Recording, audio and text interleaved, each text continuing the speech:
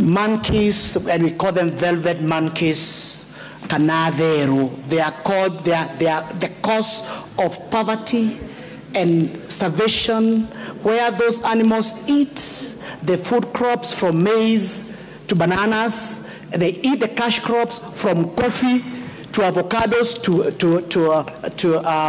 macadamia.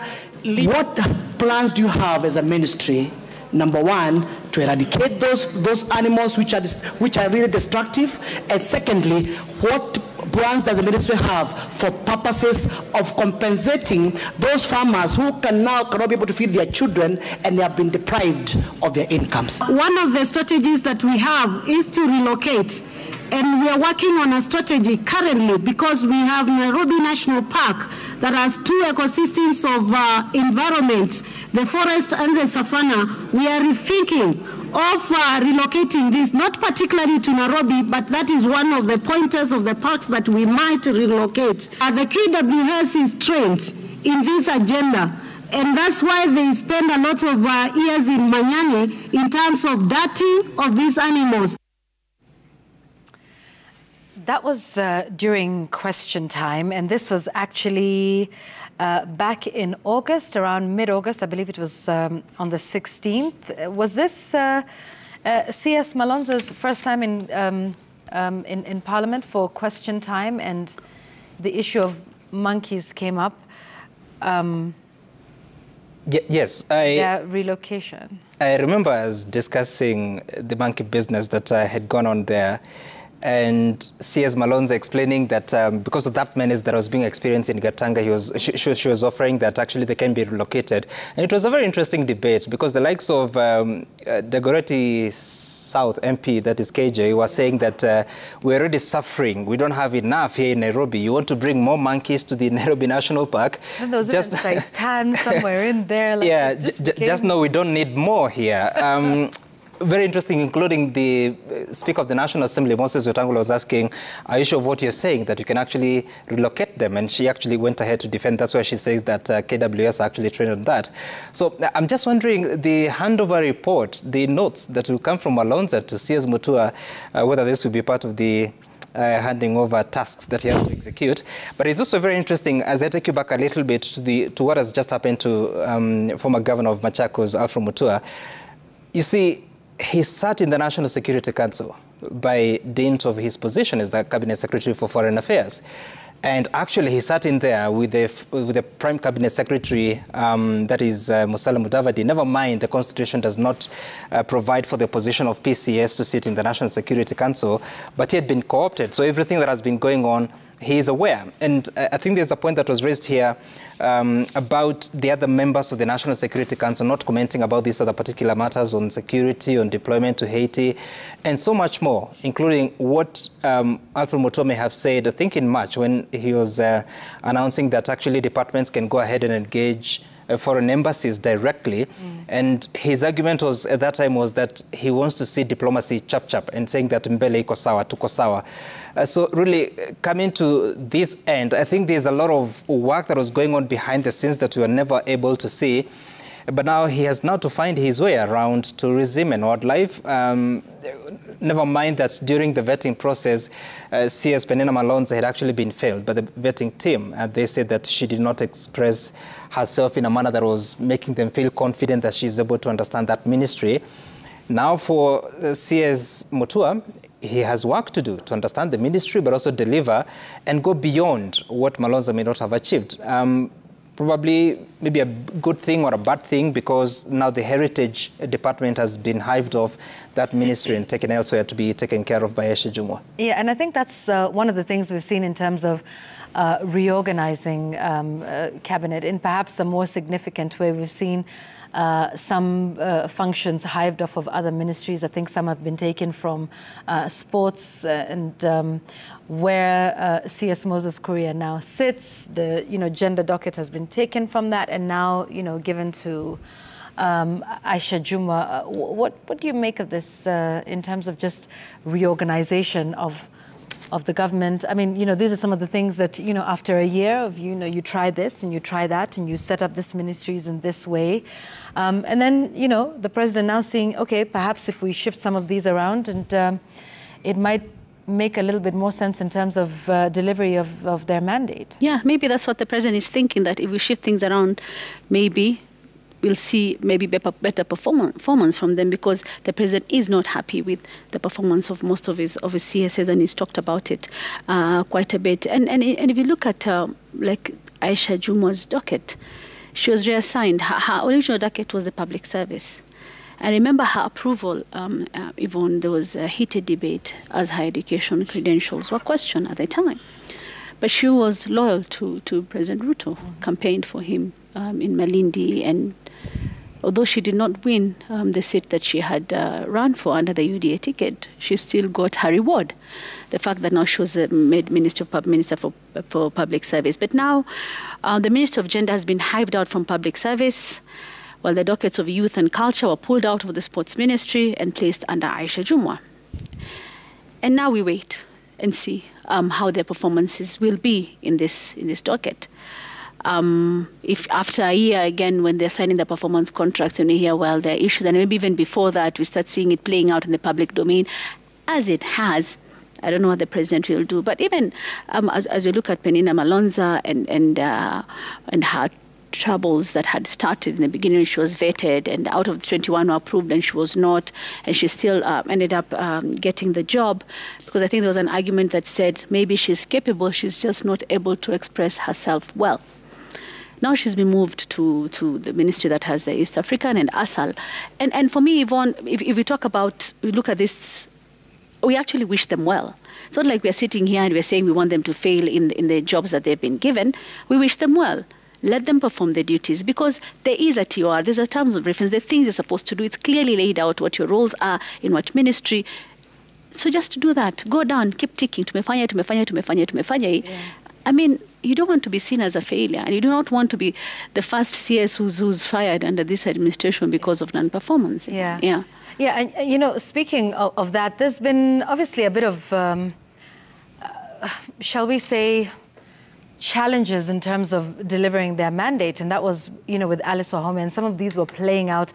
Obviously, you can tell by the time they were coming to the fore, there had been some issues that were underlying, in the water ministry, which, in administrations past are often a little more benign, in terms of just whatever happens in those ministries. But then, Linus, we saw, quite a bit of upheaval with Alice Wahome and her PS, and, the appointment of, or revocation of those in water regulatory bodies. I mean, we saw Felix Koske, in fact, intervening in the matter.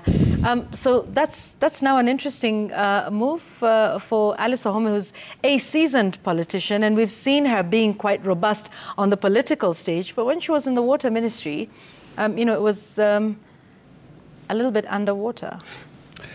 And nearly literally.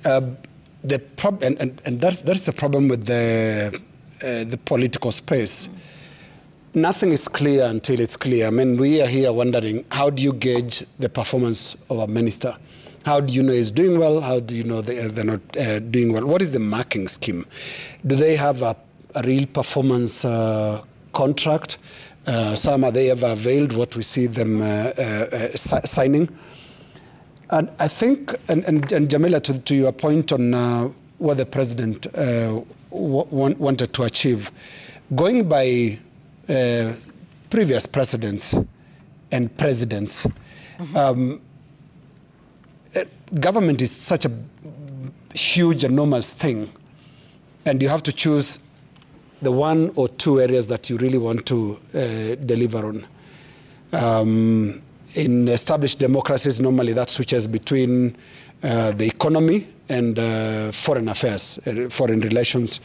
And that's because in the case of the US, the UK, they have international engagements that sometimes include war. In the local setup as well, and I'm just saying this purely by observing how previous administrations have run, you're running a political animal called government that has cabinet ministers those days and now cabinet secretaries, but there'll be very specific areas that are, the bottom line areas. In Mwai Kibaki's case, remember he had at some point one of the largest cabinets in the country. Especially when during the Grand Coalition cabinet, we had about 40 something. 41 or 42. 41, 42. Do you think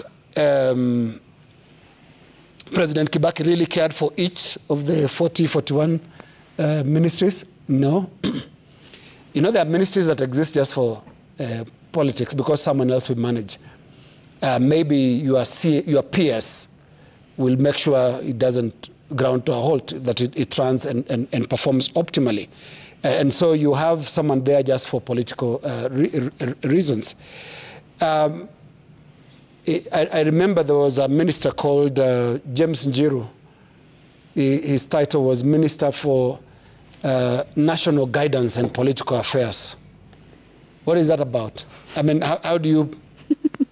What does he report to do on a day-to-day basis? For example, when he goes home, what does he tell his family that he was doing as national guidance and political affairs? But that kept Kirinyaga happy. They were represented in cabinet. So the president needs to decide the few things he wants to achieve and make sure those areas are working perfectly. He can play politics with, and the problem with our current constitution is you only have 22 positions. So if some of the areas of delivery are actually affected, then it will really reflect on your legacy as well.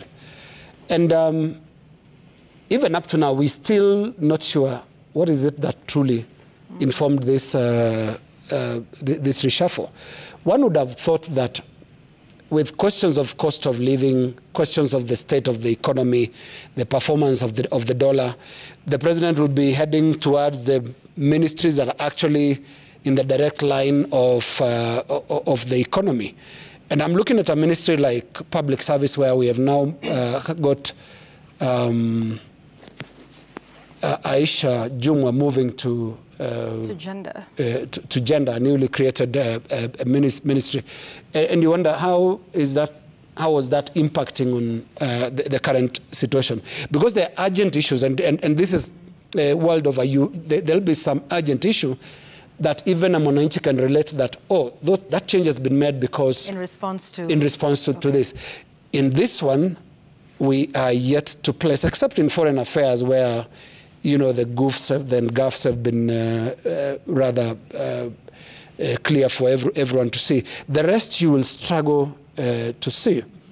And, President Ruto is only 1 year and 1 month and maybe 2 weeks in office now. So maybe he's still finding coherence. But cabinet also, and these changes work exactly the same way football coaching works. So President Ruto is in the same space as Ten Hag of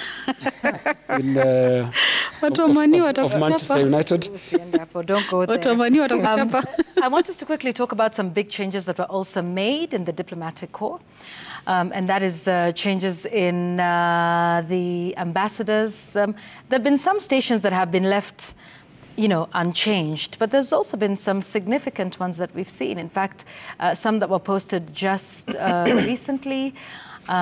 Those changes have now been made. I think those who were posted just literally weeks, months to the general election in August of last year. And then there's all of this, and there's some interesting ones that are there as well. Luckily for those who've been appointed deputy ambassador, there is no vetting. But Sam, we're having this discussion, before we came on. If you're moving an ambassador from one station to another, do they need to go through vetting? But let's just talk about these changes that have been made, with the ambassadors. Right, a very interesting list. I think there are 31 of them. Some of them are moving from station to the next. Others are new, obviously requiring that they have to be vetted. But for me, I think the most important thing is that question. Remember, there was the decision of Anthony Murima sometimes in 2021 that said it was wrong for the president to appoint cabinet secretaries that had served with him in the first term, appoint them in the second term and not require them to get vetted. I mean, they became CSs without the approval of Parliament. And I'm talking about the CSs, the likes of Fred Okengo Matiang'i. There were cabinet secretaries like, I think, Cecily Kariuki. There was Joe Musheru. And the court said that by every appointment, there's supposed to be vetting, whether you've been a CS or not. And the essence is that the people's representatives have to apply their minds on that to check whether you are suitable then, are you still suitable? So for someone like Willie Bett to be moving from India, Ambassador Willie Bett to be moving from India to Beijing in China, I would be interested to see if there's going to be vetting, bearing in mind that this is an appointment actually, even if he has been an ambassador, this is a fresh appointment by a new president in a new term. So really how that pans out would be very interesting. But also looking at those other names, like you're saying, the deputy heads of mission or deputy ambassadors, and you find the name like Terry Ramadhani, who had been suspended from KEMSA by the Ministry of Health, bearing in mind what was going on, what was being investigated. Of course, we've not seen the conclusion of that, but now she's been sent to one of the embassies to be a deputy head of mission. I think that would be very interesting to see how that pans out. But also what we are saying as a country, that some people are unfit for certain offices. They can be suspended. And I'm not making this about Terry Ramadan. I'm just talking about how we deal with issues as a country. Yeah. Where should we stop? If someone is suspended, are you saying that they are not fit for that particular office, but they are fit for another, especially when it comes to questions of integrity and ethics as are being investigated? But allow me just to take you back a little bit about the question of Alice Ohome and PS Rona, the Water Ministry, which has been a very interesting space, knowing that someone was describing it as toxic, someone who would know. And the issue was that you find that the two leaders could not agree on what should happen to investigations into some of the water agencies that were. And it got to the extent that the chief of staff had to write to the minister, to write to the boards responsible, requiring that they suspend the chief executive officers. And then you saw a letter coming from Alice Ohome saying that I am not blocking the path into fighting graft. I just want to be properly informed, to follow due procedure of the law, to be constitutional in taking any action. And that was interesting because this letter coming from Felix Koskei is not necessarily coming from Felix Koskei. It is coming from the presidency. And of course, the presidency is President William Ruto. But when you find a cabinet secretary writing about such an issue, obviously it was expected there was going to be something that was to happen. And now with PS Rono moving away from water department, going now to lead the agriculture ministry, you can already see the positioning, especially when it comes to the critical departments that are close to the vision of the bottom-up economic transformation that is under Kenya Kwanza.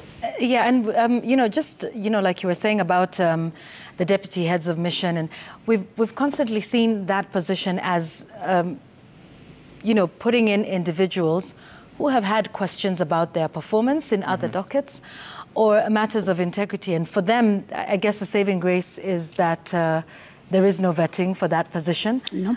They are deployed almost immediately. And again, it's not, it's innocent until proven guilty.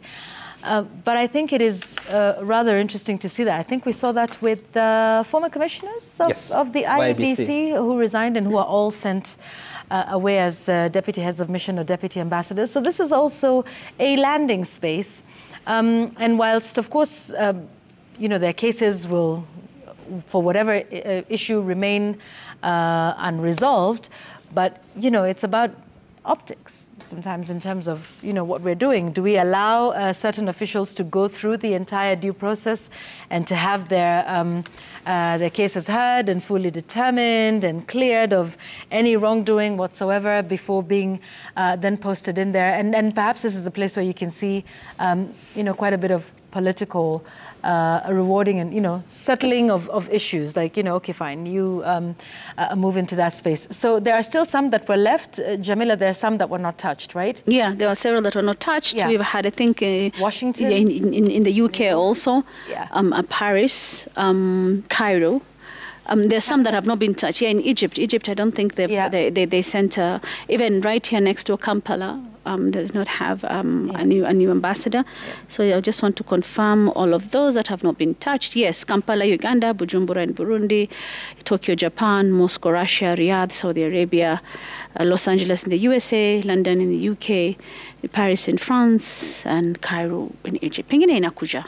Maybe. Yeah, and just to correct the graphic on the screen, Riyadh has been, there's been a change that's been made there. Yeah, was Riyadh Saudi Arabia. Yeah. Okay. Yeah.